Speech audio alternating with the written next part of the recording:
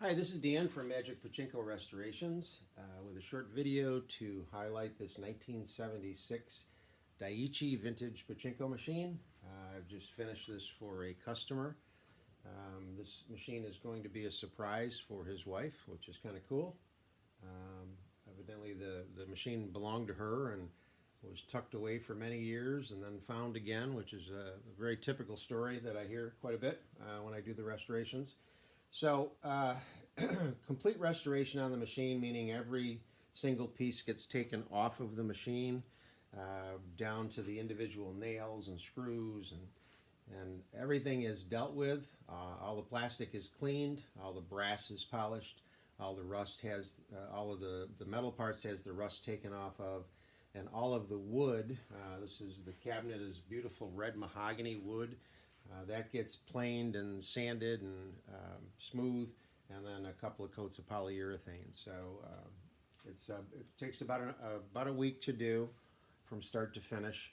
On this one, I also did a replacement playfield. This is it's the copy of the original playfield, but it is a replacement. So there's no water damage. The colors are bright and shiny again. On the tulips here, I'm sorry, not the tulips, the pay pockets. I noticed that there should have been a green stripe on this one. It probably doesn't show that well in the video. And I painted that, and then I went to put the red ones on, and I noticed right up in one corner there was just a smidgen of the original green paint. And I said, oh, got to do those. So I repainted the green on all of these. This is an orange background that had all faded. That got repainted. The silver gets put back on. The center attraction on this is red.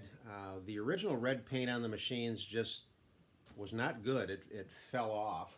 So there was almost no red in here at all. So that all got repainted. This got cleaned up with black magic marker so that it's all sharp. Couple of these needed to be painted back in, specifically the red ones. Daiichi is kind of an interesting machine in the sense that it's one of the few machines that has a diagonal front, and this is screwed on rather than on a hinge and swing open. So they handle their ball handling mechanism a little bit differently. So let me turn this around, show you the back side.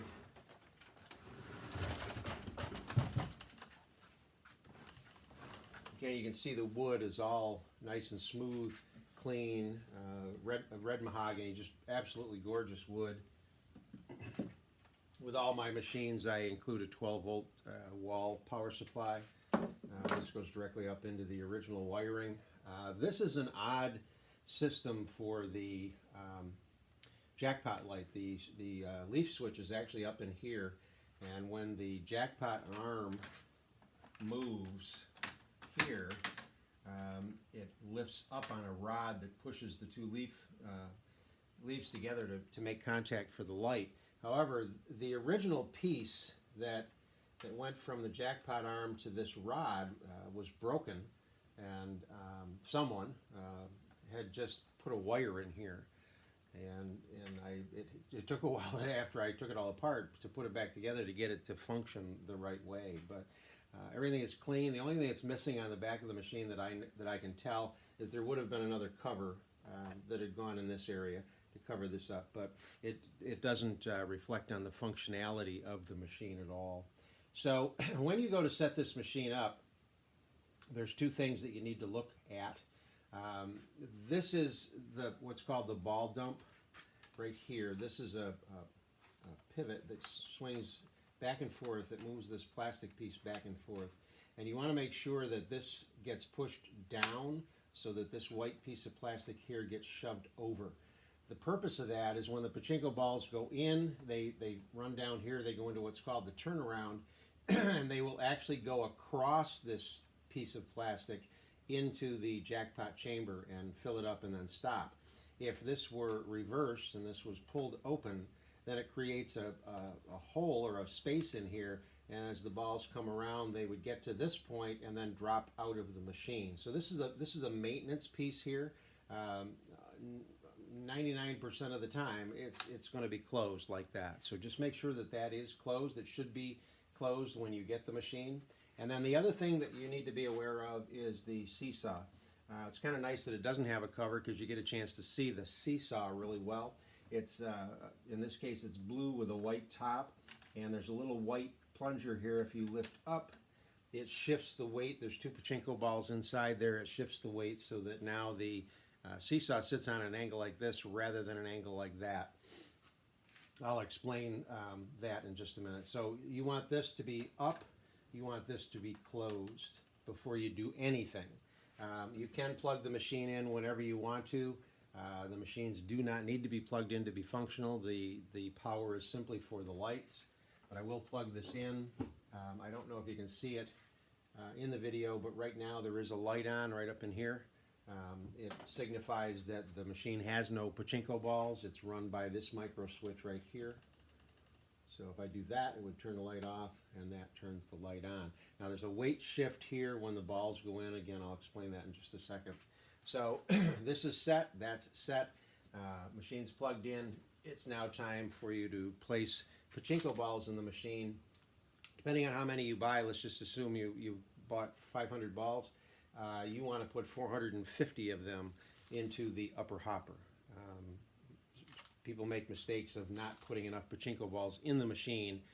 The machines are designed to hold close to 1,000 pachinko balls, so you always want to have this hopper full of as many pachinko balls as you have. So we'll just dump a bunch in.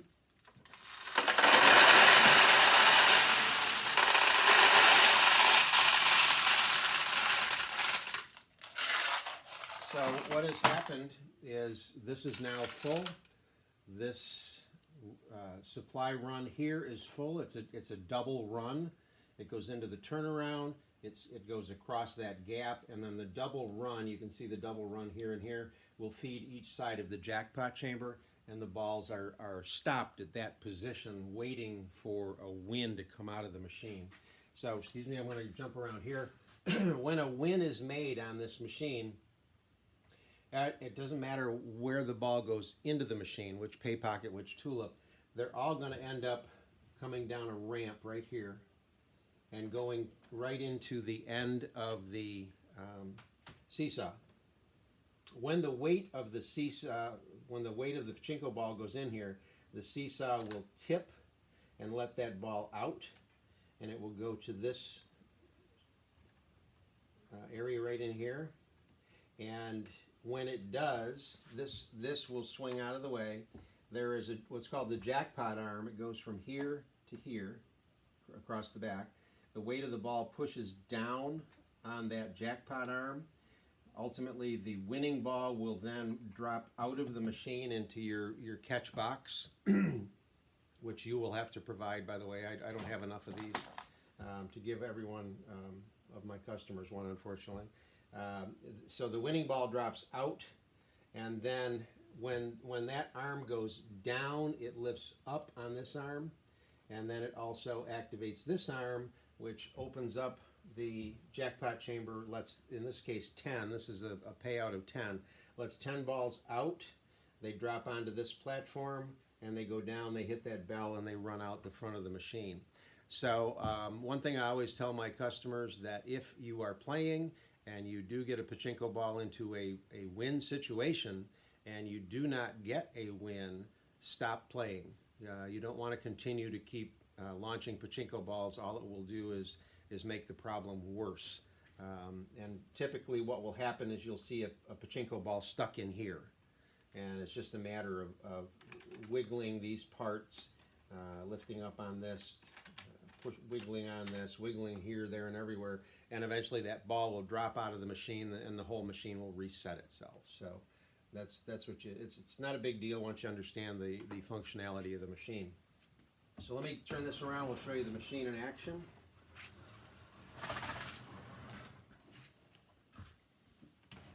So again, there's no light here. If there was a light on and it was steady, that would mean there's not enough balls in the machine. This one is loaded, so the light is not on. So you're going to take the other balls that you have, put them into the upper feed tray, and you can see them come down and queue into the machine in this little window. The first time that you load up your machine to launch it, nothing will happen. It takes one cycle to get in, and then it will launch a machine, or launch a ball. The losing balls will drop right out of the machine and go into that catch box that's back there.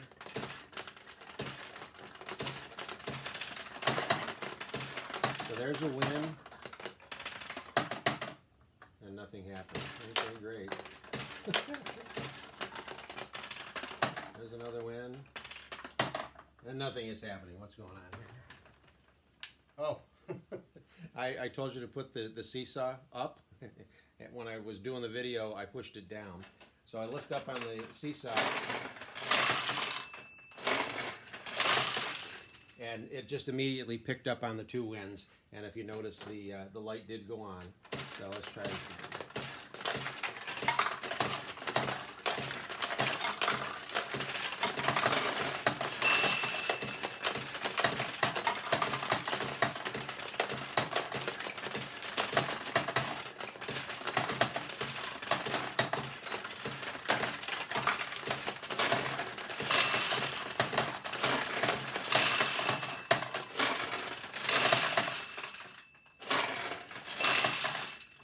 So there she is in all her glory. If you ever have any questions, lifetime guarantee on my work. Lifetime meaning my lifetime, of course. But I do guarantee my work, and I'm only a phone call away. Thanks.